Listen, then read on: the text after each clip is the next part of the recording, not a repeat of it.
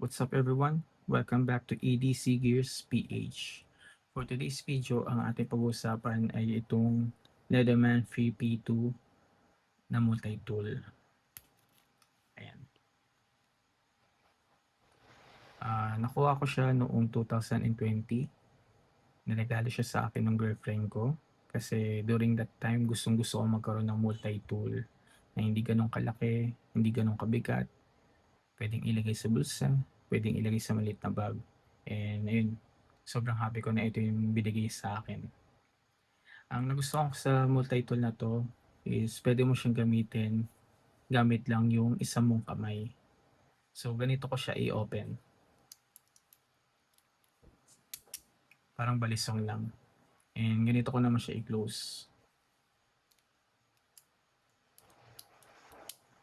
Ulitin ko, ganito ko siya i-open,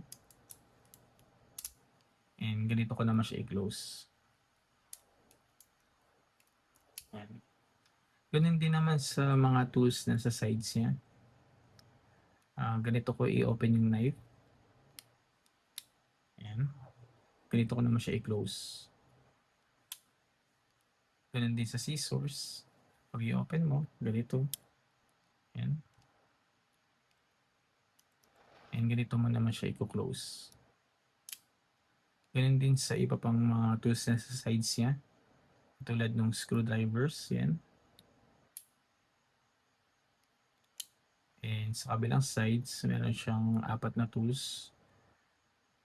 Yung isa is yung can opener, yung awl, and yung pry tool, and yung last one is yung file. So, madali siyang gamitin gamit yung isa mong kamay. Napaka-convenient niyang gamitin.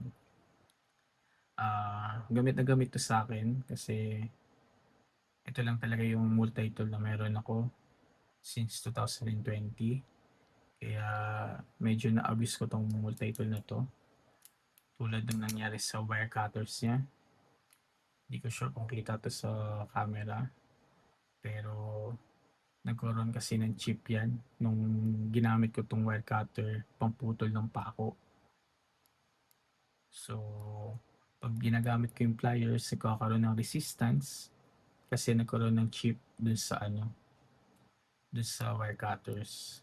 So naayos ko naman siya kaya medyo smooth na ulit yung paggagamitin ko yung pliers.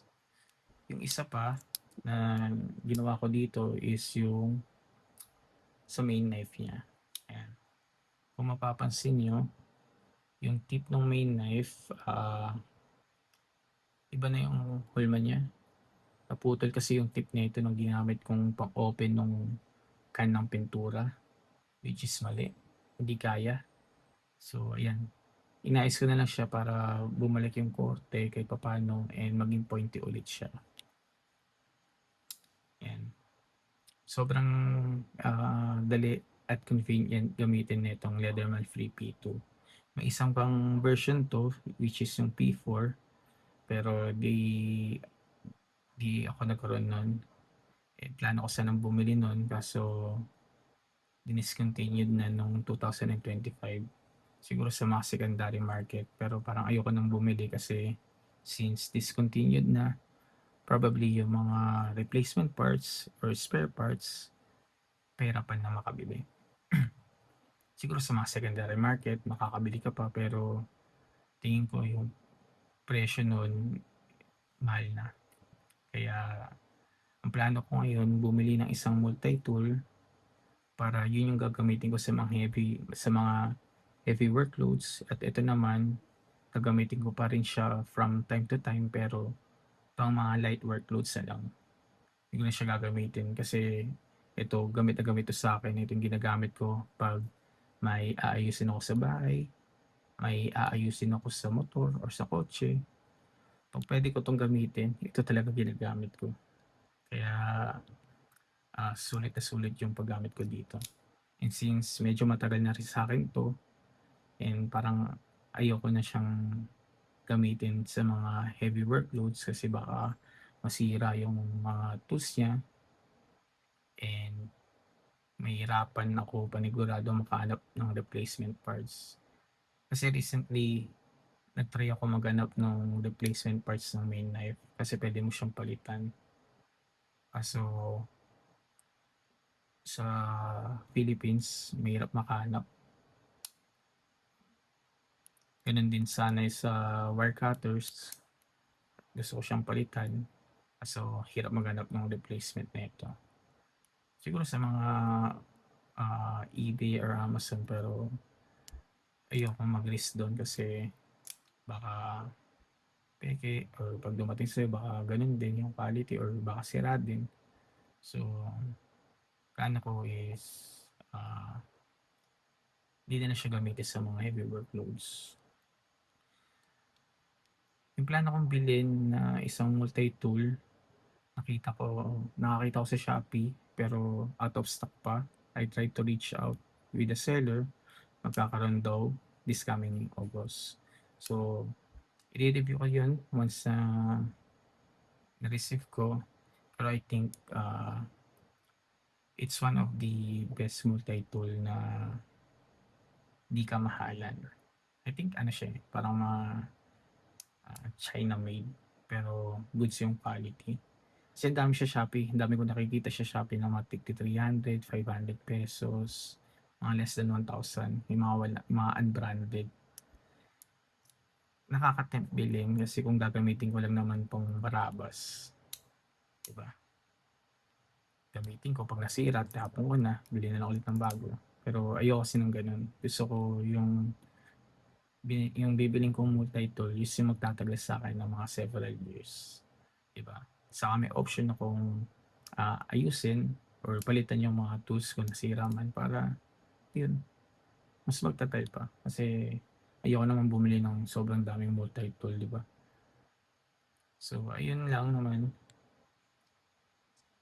It's sad na discontinue na to. However, I think may ni-release sila Demand din na bago. I'm not sure kung bago. Hindi ko sure kung kailan siya ni-release. Pero yung parang alternative na may same functionality ni Free 2, yung Leatherman Art. Kaso sobrang mahal naman yun. Ang nakikita kong presyo sa mga online shops dito sa Philippines, naglalaro around sa 20,000 pesos pataas. For me, it's not practical, and I think hindi siya para sa akin kasi yun, ayokong gumastos ng ganong kalaking peras para sa isang multi-tool. Siguro para sa iba, para sa kanila yun. Sa kung may budget ka naman, 'di ba? Why not? Ang ganda naman talaga kasi yung Leatherman, yung quality niya, sa yung functionality niya compared sa ibang mga multi-brand, especially pag i-compare mo siya sa mga China made. China made. May isa kong i-review na multi-tool. Parang ano siya kalahati siya nung parang ganito siya ano lang siya, ganito lang yung multi-tool. So may knife, may scissors, pero wala siyang pliers. So i-review ko yun sa susunod na mga videos. Yan, makikita nyo sa desk ko. Ayan yung mga EDC gears na meron ako sa ngayon. So, yung mga tools na yan, nasa loob ng bag ko. Yung iba naman, nakasabit sa belt ko. So, i-review din natin yan or i-video ko din yan sa mga susunod na araw.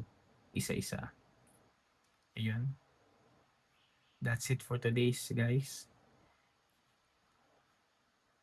If you like this video, and I hope na nagkaroon ka ng idea or kahit paano nakatulong ako, please like the video and I hope you subscribe. May kasabihan nga ako everyday carry, always ready. Ayun. Thank you ulit mga ka-EDC. Good night.